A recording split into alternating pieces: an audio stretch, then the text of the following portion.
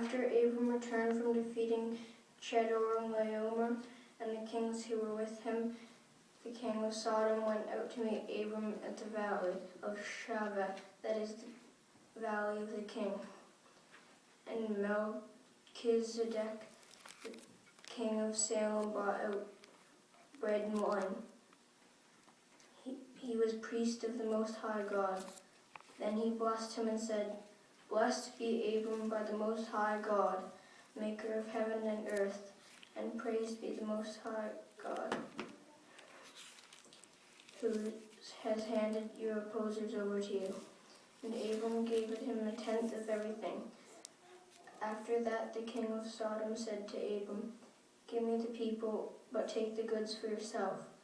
But Abram said to the king of Sodom, "I raise my hand in oath to Jehovah, the Most High God, maker of heaven and earth, that I will not take anything that is yours, from a thread to a sandal base, so that you may not say, 'I made Abram rich.' And I will take nothing except what the young men have already eaten. As for the share of the men who went with me, Aner, Eshcol, and Mamre, let them take their share."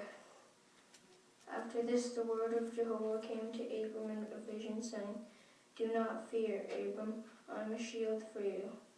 Your reward will be very great." Abram replied, "Sovereign Lord Jehovah, what will you give me, seeing that I continue childless, and the one who will inherit my house is the man of Damascus, Eliezer?" Abram added, "You have given me no offspring, and a member of my household is exceeding his hair. But look, Jehovah's word in reply to him was, 'This man will not succeed you as heir, but your own son will succeed you as heir.'" He now brought him outside and said, "Look up, please, to the heavens and count the stars, if you are able to do so." Then he said to him, "So your offspring will become."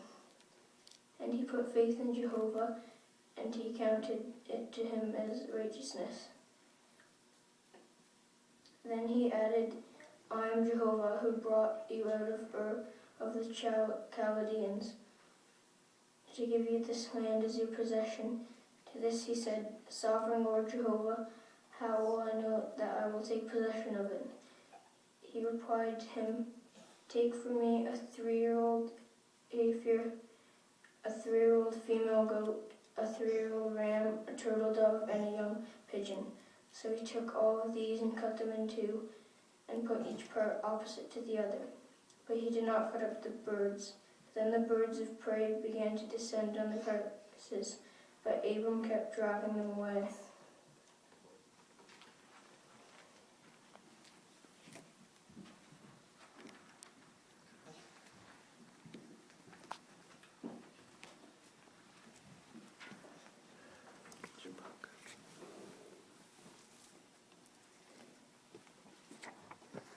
That was very well read there, Hayden. One thing I particularly enjoyed about your reading this evening was your pronunciation.